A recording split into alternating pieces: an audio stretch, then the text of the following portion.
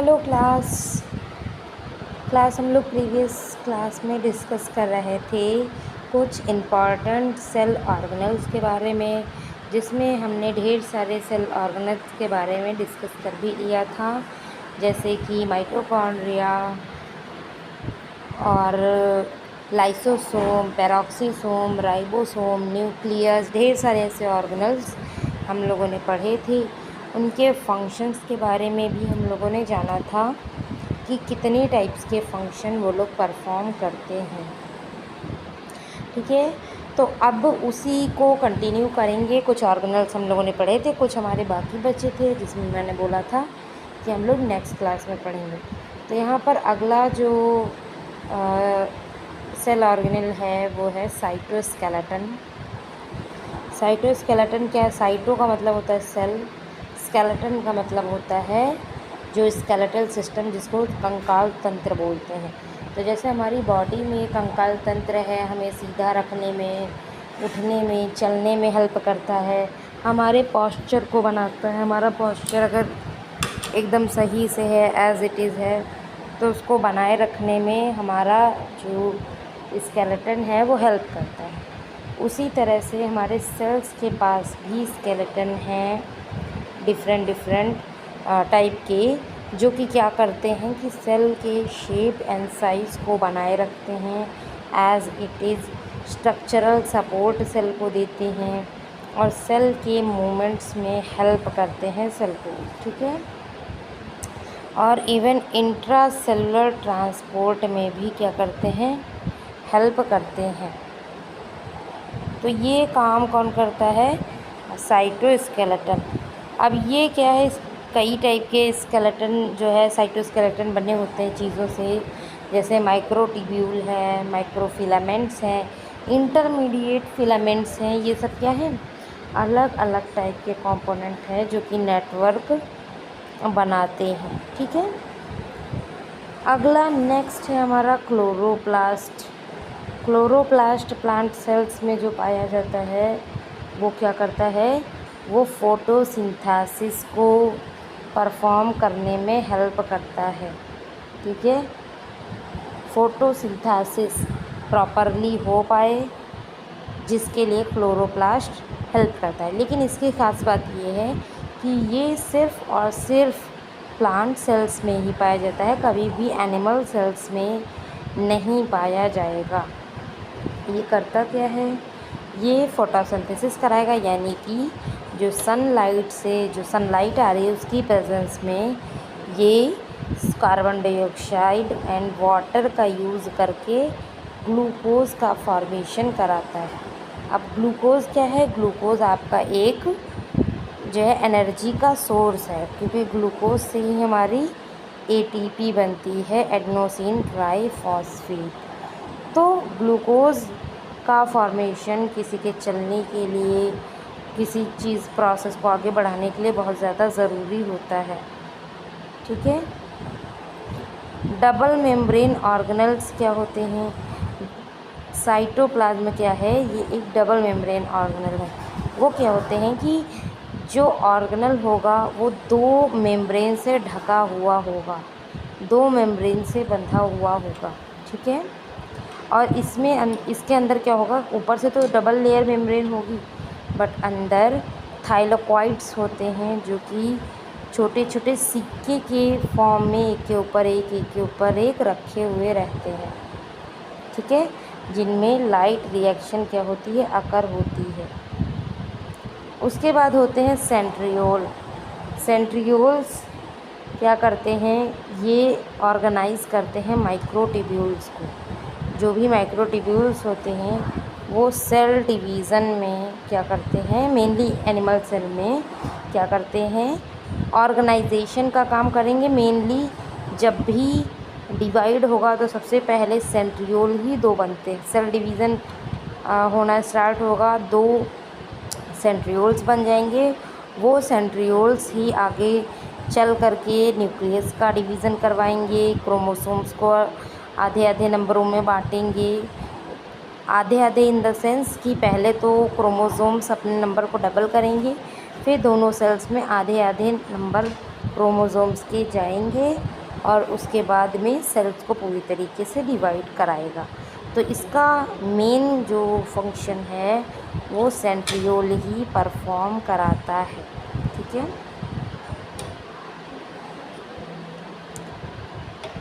तो ये तो सेंट्रियोल के फंक्शन हो गए। मेनली डिवीज़न कराएगा, सिलिंड्रिकल टाइप के होते हैं, यानी लंबे लंबे सिलिंड्रिकल शेप के होते हैं। माइक्रोट्यूब्यूल्स के बने हुए, जो कि माइक्रोट्यूब्यूल आपका क्या है, एक टाइप का साइटोस्केलेटन है। तो जो सेंट्रियोल हैं वो भी साइटोस्केलेटन के कुछ पोर्शन से ही बने हुए होते हैं। अगला एक बहुत इम्पॉर्टेंट सेल ऑर्गेनल है प्लाज्मा मेम्ब्रेन, जो कि सेल को चारों तरफ से बांध करके रखता है, यानी कि सेल के जो कंपोनेंट हैं वो एक्सटर्नल एनवायरनमेंट से अलग रहें, सेल की कोई भी चीज़ बाहर ना निकले, ना ही तो कोई फालतू की चीज़ सेल के अंदर जाए। इसकी रिस्पॉन्सिबिलिटी किसकी है? इसकी रिस्पॉन्सिबिलिटी प्लाज्मा मेम्ब्रेन की है। ठीक है, तो ये क्या करता है, प्लाज्मा मेम्ब्रेन सेल्स के अंदर जाने वाली हर एक चीज़ की निगरानी करते हैं। जैसे कि गार्ड होते हैं ना, बिल्डिंग्स में गार्ड रखे जाते हैं, वो देखते हैं कि कौन अंदर जा रहा है, कौन बाहर आ रहा है। कोई अगर सस्पिशियस चीज़ लेकर के जा रहा है या सस्पिशियस एजेंट उसे लगा तो वो तुरंत उसको रोकेगा।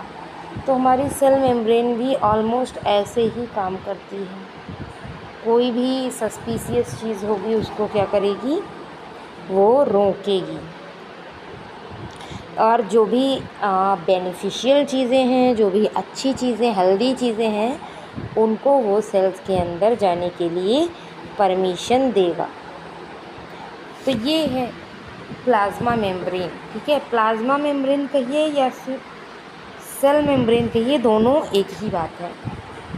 तो यहाँ पर मैं आपको सेल मेम्ब्रेन थोड़ा सा डिटेल में बताने वाली हूँ। जो सेल मेम्ब्रेन होते हैं इसको प्लाज्मा मेम्ब्रेन भी कहेंगे।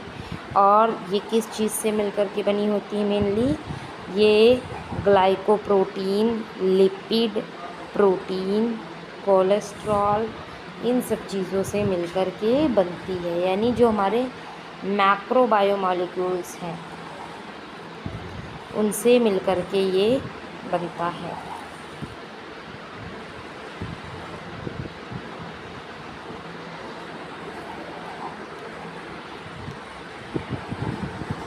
स्ट्रक्चर इसका कैसा है, जैसे आप यहाँ देख पा रहे होंगे इमेज में, फॉस्फोलिपिड बाईलेयर की बनी हुई होती है। यानी फॉस्फोलिपिड की टोटल 2 लेयर्स होंगी जो कि इसके स्ट्रक्चर को बनाएंगी।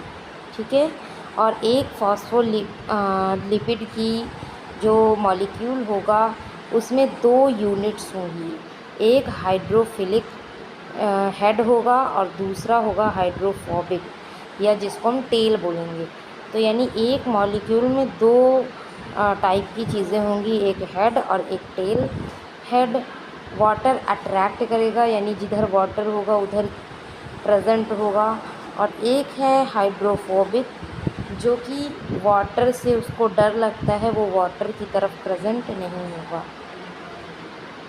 तो इसीलिए इसको हाइड्रोफिलिक हेड बोलेंगे और इसको हाइड्रोफोबिक टेल बोलेंगे। ठीक है, तो ये वाटर के आवागमन को, वाटर के ट्रांसपोर्टेशन को क्या करेगा, फैसिलिटेट करेगा। उसके बाद में हम लोग बात करें प्रोटीन्स की, तो प्रोटीन जो होते हैं वो एंटायर मेम्ब्रेन में बीच बीच में पड़े हुए रहते हैं। यानी ये जो बाईलेयर आपको मैंने बताई है, फॉस्फोलिपिड की बनी हुई बाईलेयर होगी, उसके बीच बीच में प्रोटीन्स क्या होंगे, धंसे हुए रहेंगे, जिनको क्या बोलेंगे हम लोग, पेरीफेरल प्रोटीन्स। तो ये सरफेस से अटैच रहेंगे और सेल के शेप को मेंटेन करने में हेल्प करेंगे। अगला बाईलेयर है हमारा कार्बोहाइड्रेट का बाईलेयर। तो नेक्स्ट हम लोग कार्बोहाइड्रेट का बाईलेयर पढ़ेंगे, लेकिन इसके पहले कि हम लोग कार्बोहाइड्रेट का बाईलेयर पढ़िए, मैं आपको एक इम्पॉर्टेंट न्यूज़ बताना चाह रही हूँ कि अगर आप अपना मेडिकल स्टोर चला रहे हैं या कोई फार्मा क्लिनिक में उसको चेंज करना चाह रहे हैं तो आपके लिए बेस्ट है एक कोर्स जिसका नाम है टेली मेडिसिन। इसमें आपको बताया जाएगा कि कैसे आप अपने मेडिकल स्टोर को कॉर्पोरेट मेडिकल स्टोर में कन्वर्ट कर सकते हैं। ठीक है, तो ये एक हेल्थ केयर का इकोसिस्टम डेवलप करता है। इसमें आप डॉक्टर से ऑडियो वीडियो कॉल पे कनेक्ट हो सकते हैं और ये काफ़ी इन्हेंस करेगा आपके जो भी बिज़नेस है। ठीक है, इसका जो कोर्स का फ़ी है वो 25,000 है ओनली, और वीडियो में दिए गए नंबर पे इसके लिए आप कॉल कर सकते हैं।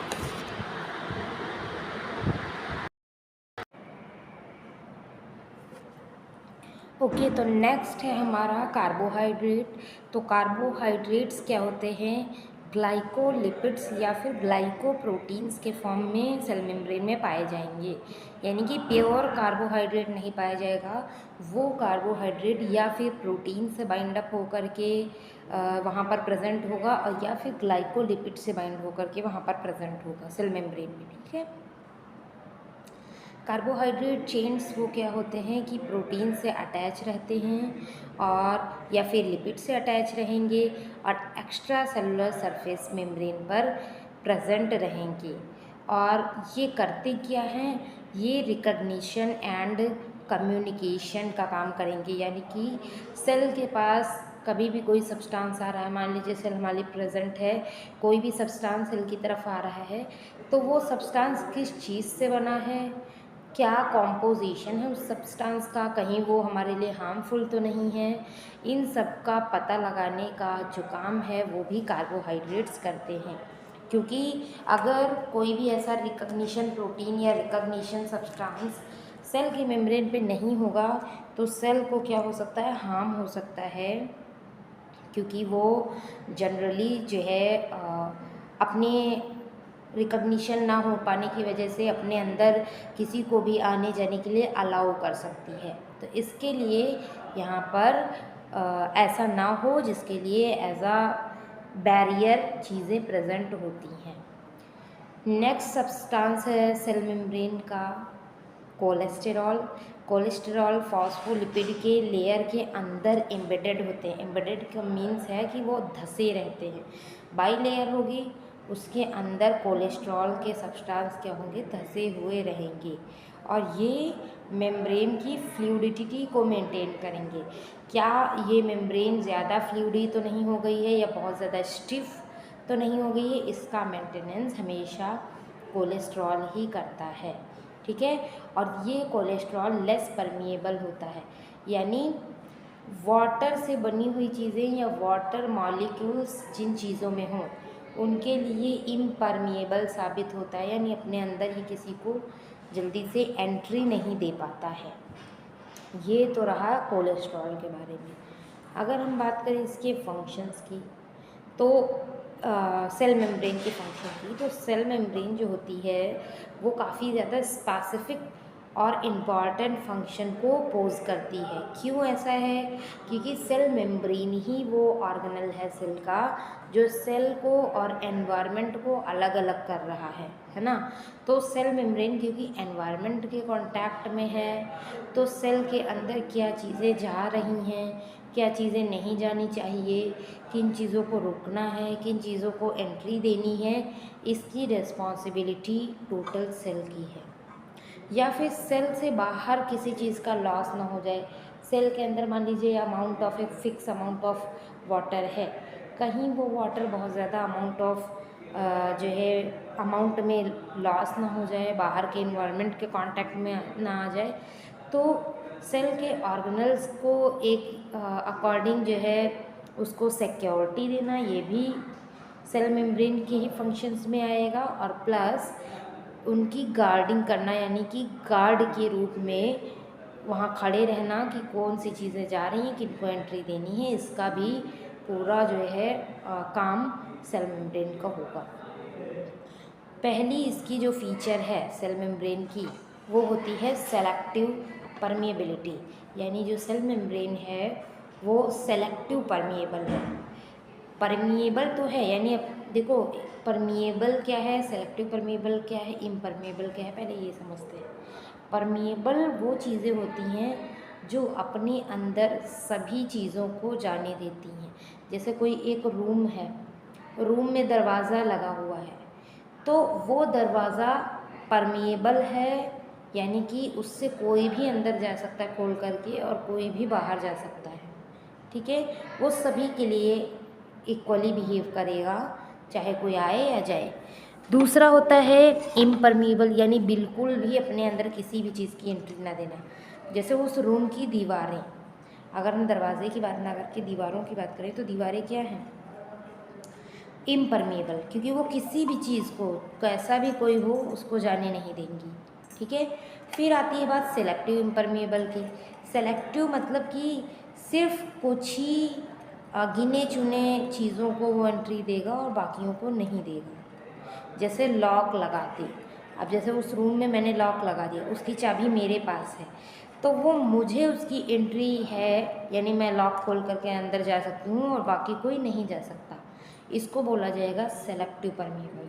तो इसी तरीके से जो हमारी सेल मेम्ब्रेन है वो सेलेक्टिव मेम्ब्रेन है, सेलेक्टिव परमिएबल है, क्योंकि जिन चीज़ों को वो चाहेगी सिर्फ उन्हीं चीज़ों को अंदर जाने देगी, जिन चीज़ों को नहीं चाहेगी उनको अंदर नहीं जाने देगी। ठीक है, ये ज़्यादातर किसको जाने देती है, न्यूट्रिएंट्स हैं, ठीक है, या जो एसेंशियल चीज़ें हैं सेल के लिए ज़रूरी हैं, वाटर है, न्यूट्रिएंट्स हैं, विटामिन्स हैं, इस तरीके की चीज़ों को जाने देगा। जो हार्मफुल सब्सटेंस है लाइक बैक्टीरिया, वायरस या टॉक्सिन्स या कोई भी ऐसा केमिकल, इनको कभी भी वो सेल के अंदर एंट्री नहीं देते हैं। ठीक है, सेकेंड इसका है प्रोटेक्शन एंड सपोर्ट। सेल के ऑर्गेनल्स को प्रोटेक्ट करता है, उनको सपोर्ट देता है और एक सिक्योरिटी प्रोवाइड करता है फिज़िकल डैमेज से। फिज़िकल डैमेज यानी कि जो डैमेज उसको हो रहा है उस डैमेज से बचाता है, सेल्स के शेप को, इंटेग्रिटी को मेंटेन करके रखता है। ठीक है, अगला है सेल कम्युनिकेशन। सेल कम्युनिकेशन क्या है कि सेल के मेम्ब्रेन के ऊपर होते हैं कुछ स्पेशल काइंड ऑफ रेसेप्टर्स। ठीक है, वो क्या करते हैं, वो सिग्नलिंग का काम करते हैं। जैसे हार्मोन आया, हार्मोन को बाइंड कर लिया, कोई और चीज़ आई उसको बाइंड नहीं किया, एंजाइम आया, एंजाइम को बाइंड कर लिया, बाकी चीज़ों को बाइंड नहीं किया। और जब हार्मोन आया, मान लो ग्रोथ हार्मोन है, ग्रोथ हार्मोन ग्रोथ कराएगा, हार्मोन आया उसने बाइंड किया, तो अब सेल को पता चल गया कि ग्रोथ हार्मोन यहाँ पर आकर के बाइंड हुआ है, यानी मुझको ग्रोथ करवानी है। यानी एक हिसाब से कम्युनिकेशन कर दिया, भले ही उस हार्मोन ने कुछ नहीं बोला पर उसने बता दिया कि वो किस मकसद से यहाँ पर आया है। यानी उसको ग्रोथ करानी थी, वो ग्रोथ कराने के लिए आया, लेकिन इसने बोला कुछ नहीं, डायरेक्टली आकर के बाइंड हुआ और सेल में ग्रोथ होना स्टार्ट हो गई। तो इसको क्या बोला जाएगा, इसको बोला जाएगा सेल कम्युनिकेशन। वो लोग आपस में कम्युनिकेट करते हैं रिसेप्टर्स के थ्रू।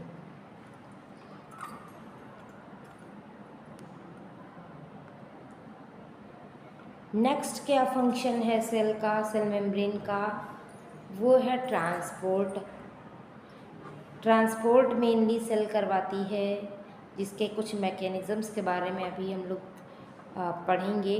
तो ट्रांसपोर्ट, क्या चीज़ ट्रांसपोर्ट कराएगा, ये डिपेंड करते हैं टाइप्स ऑफ ट्रांसपोर्ट पे। तो मैं आपको बता दूं, सेल के अंदर दो टाइप के ट्रांसपोर्ट सिस्टम पाए जाते हैं। First one is active transport and second one is passive transport. Active transport वो हैं जिसमें कॉन्सनट्रेट ग्रेडियंट के अगेंस्ट में मूवमेंट होगा और इसमें एनर्जी की रिक्वायरमेंट होगी। यानी दो तरीके ट्रांसपोर्ट हैं, एक तो है कि डायरेक्ट अंदर सेल के कोई चीज़ जा सके या बाहर आ सके, उसमें किसी भी चीज़ की नीड ना हो, तो वो कहलाएगा जो है पैसिव ट्रांसपोर्ट, ना तो उसमें कोई एनर्जी खर्च हो रही है और ना ही कोई चीज़ की रिक्वायरमेंट है, तो वो कहलाएगा आपका पैसिव ट्रांसपोर्ट। और वहीं एक्टिव ट्रांसपोर्ट है, उसमें क्या होता है, एनर्जी की रिक्वायरमेंट होती है, क्योंकि वो हमेशा मोमेंट सब्सटेंस कंसंट्रेशन ग्रेडियंट के अगेंस्ट में होता है। ठीक है, जो भी उसका कंसंट्रेशन ग्रेडियंट है उसके अगेंस्ट में मूवमेंट होगा, इस वजह से वहाँ पर जो है उसको एक्टिव ट्रांसपोर्ट बोल दिया जाता है। इसके दोनों के कुछ एग्जाम्पल्स हैं। पैसिव ट्रांसपोर्ट्स के एग्जाम्पल हैं डिफ्यूज़न एंड ऑस्मोसिस। डिफ्यूज़न जब भी होता है, ऑस्मोसिस जब भी होती है, तो कोई भी एनर्जी खर्च नहीं होती है यहाँ पर। बट एक्टिव ट्रांसपोर्ट के जो एग्जांपल्स हैं, जैसे सोडियम पोटेशियम पंप, तो सोडियम पोटेशियम जब भी सेल के अंदर जाएगा या फिर बाहर आएगा तो हमेशा जो है एनर्जी खर्च होगी, तो इसलिए इसको एक्टिव ट्रांसपोर्ट के अंदर में कंसीडर किया जाता है। सेल रिकग्निशन के बारे में नेक्स्ट है जो हमारा अभी हम लोगों ने डिस्कस किया था कि सेल के पास में, उसके सरफेस में कोई भी चीज़ जब आएगी, उससे अटैच होगी, इम्यून रिस्पॉन्स करेगी, तो सेल को ये चीज़ पता चल जाएगी। वो किसके थ्रू होगा, वो कार्बोहाइड्रेट्स के थ्रू होगा, क्योंकि जो कार्बोहाइड्रेट्स होते हैं वो आइडेंटिफाई करने में और इंट्रैक्ट करने में सेल से काफ़ी ज़्यादा वो जो है कार्बोहाइड्रेट हेल्प कराते हैं। ठीक है, तो इसलिए सेल रिकग्निशन की जब भी बात आएगी तो यहाँ पर कार्बोहाइड्रेट्स इसके रिकग्निशन के लिए हेल्पफुल होते हैं।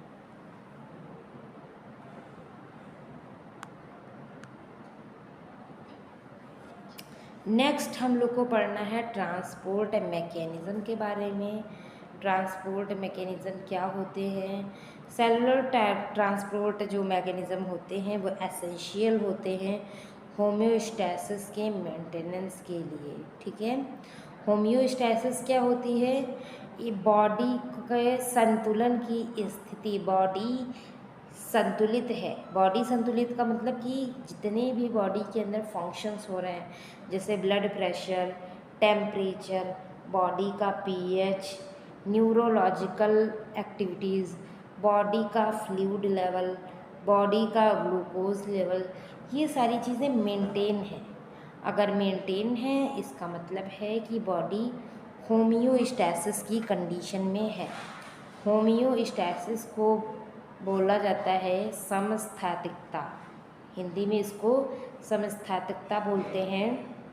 इसका मतलब है कि बॉडी अपने पूरे जो है सारी चीज़ें उसकी नॉर्मल हैं, कोई भी प्रॉब्लम नहीं है। तो जो ट्रांसपोर्ट मैकेनिज़्म है वो क्या करता है, इसी समस्थैतिकता को मेंटेन करने के लिए, इसको बनाए रखने के लिए काफ़ी ज़्यादा ज़रूरी होता है। ठीक है, क्योंकि सेल्स में अगर ट्रांसपोर्ट नहीं होगा तो एक्वायर्ड जो न्यूट्रिएंट्स होते हैं या जो चाहिए सेल्स को बेसिकली, या फिर उसमें से जो वेस्ट रिमूव होता है या जो कम्युनिकेशन हो रहा है, वो क्या होता है कि उसके इन्वायरमेंट के अकॉर्डिंग नहीं हो पाएगा। ठीक है, तो ये जो है सारी चीज़ें मेंटेन रखने के लिए ज़रूरी है कि समस्थैतिकता बनी रहे। तो अभी मैंने जो आपको एक्टिव ट्रांसपोर्ट या पैसिव ट्रांसपोर्ट बताया है अभी, तो वो यहाँ पर इमेज के फॉर्म में दिखाया गया है, आप देख सकते हैं, अभी मैं आपको दिखा रही हूँ। और इसके अलावा आप ये भी देखेंगे कि इसमें क्यों एनर्जी की नीड नहीं है और पैसिव ट्रांसपोर्ट में क्यों जो है बिना एनर्जी के एंट्री हो रही है सेल्स के अंदर में, और एक्टिव ट्रांसपोर्ट में एनर्जी की रिक्वायरमेंट हमेशा रहती ही है। ये आप इमेज देख पा रहे होंगे, इसमें तीनों दिए गए हैं। पैसिव ट्रांसपोर्ट के दो एग्जांपल्स यहाँ पर मैंने दिए हैं, डिफ्यूज़न एंड फैसिलिटेटेड डिफ्यूज़न। दो तरीके के डिफ्यूज़न हैं और दोनों में कोई भी एनर्जी की रिक्वायरमेंट नहीं होती है। एक्टिव ट्रांसपोर्ट जो है उसमें एनर्जी की रिक्वायरमेंट है, यहाँ पर लिखा भी हुआ है एनर्जी, और ये क्या होते हैं कि ये जो है डायरेक्टली चीज़ों को मूवमेंट नहीं करवा पाते हैं, ठीक है। ये कंसंट्रेशन ग्रेडियंट के अगेंस्ट में काम करते हैं। इसका क्या मतलब है, इसका अभी मैं आपको जब इसको डिटेल में एक एक करके हेडिंग वाइज पढ़ेंगे तब मैं आपको बताऊंगी, ठीक है। तो सबसे पहले हम लोग बात कर लेते हैं पैसिव ट्रांसपोर्ट की। पैसिव ट्रांसपोर्ट की यहाँ पर 3 टाइप्स दिए गए हैं। सबसे फर्स्ट है simple diffusion, which means movement of molecules from concentration higher to the lower. यानी अगर हायर कंसंट्रेशन एक तरफ है और हायर कंसंट्रेशन से लोअर कंसंट्रेशन की तरफ जा रही है कोई भी चीज़, तो वो जो डिफ्यूज़न है वो सिंपल डिफ्यूज़न कहलाएगा। इसमें ना तो कोई एनर्जी लगेगी और ना ही कुछ। तो इसके एग्जांपल्स हैं जब भी oxygen and carbon dioxide lungs से टिश्यूज़ में भेजी जाती है, यानी ब्लड लेकर जाएगा तो लंग्स से ब्लड में जाएगी ऑक्सीजन, कार्बन डाइऑक्साइड ब्लड से लंग्स में जाएगी। उसके बाद जब ब्लड लेकर के ऑक्सीजन को टिश्यूज़ के पास जाएगा तो वो ऑक्सीजन ब्लड से टिश्यूज़ में जाएगी, टिश्यूज़ से फिर से कार्बन डाइऑक्साइड ब्लड में आएगी। तो ये जो प्रोसेस है इसमें कोई एनर्जी नहीं लग रही, इसलिए ये क्या है, सिंपल डिफ्यूज़न। एक फैसिलिटेटेड डिफ्यूज़न भी होता है, इसमें प्रोटीन चैनल्स के थ्रू जाएगा, डायरेक्ट नहीं जाएगा। फॉस्फो लिपिड की जो लेयर मैंने बाई लेयर आपको बताई है उसके थ्रू नहीं जाएगा वो प्रोटीन चैनल के थ्रू ही, बट कोई भी एनर्जी की रिक्वायरमेंट नहीं होगी यहाँ पर, ठीक है। तो इसका एग्जाम्पल है glucose transport into the cell via glucose transporters. तो जब भी ग्लूकोज सेल के अंदर जाएगी तो वो प्रोटीन चैनल से जाएगी, डायरेक्ट कभी भी मूवमेंट नहीं करेगी। तो ग्लूकोज ट्रांसपोर्ट से जा रही है लेकिन एनर्जी नहीं लग रही है, इसलिए ये भी पैसिव ट्रांसफ्यूज़न में ट्रांसपोर्ट्स में आएगी। नेक्स्ट है ऑस्मोसिस। ऑस्मोसिस क्या है, वाटर का डिफ्यूज़न है। इसमें कोई सब्सटेंस नहीं जा रहा है, ना तो कार्बन डाइऑक्साइड, ना ऑक्सीजन, ना ग्लूकोज, कुछ नहीं, डायरेक्ट वाटर सेल के अंदर जाए और सेल के बाहर आए, ये दोनों ही कंडीशन ऑस्मोसिस हैं। और ऐसे में जो कंसंट्रेशन होगा वो कंसंट्रेशन के अकॉर्डिंग ही होगा, यानी हायर सॉल्यूट जिधर होगा उधर खुद से वाटर मूव करेगा और ये प्रोसेस ऑस्मोसिस कहलाती है। अगला है हमारा एक्टिव ट्रांसपोर्ट, जिसमें मैंने अभी आपको बताया था कि एनर्जी की रिक्वायरमेंट यहाँ पर लगती है। तो एक्टिव ट्रांसपोर्ट, हम लोगों ने पैसिव ट्रांसपोर्ट की बात कर ली है। पैसिव ट्रांसपोर्ट में जो 3 टाइप के डिफरेंट ट्रांसपोर्ट्स हैं उनकी बात कर ली है, ठीक है। और इसके अलावा हम लोगों ने सेल मेम्ब्रेन और उसके कई सारे फंक्शंस को पढ़ा है। जो ये एक्टिव ट्रांसपोर्ट वाला टॉपिक है इसको हम लोग पढ़ेंगे नेक्स्ट क्लास में। इसके भी कई सारे टाइप्स हैं, सारी चीज़ें हैं, तो इनको हम लोग अपनी अगली क्लास में देखेंगे। आज की क्लास को यहीं तक रखते हैं। ओके, आई होप कि आप लोग को समझ में आया होगा। Okay, thank you everyone.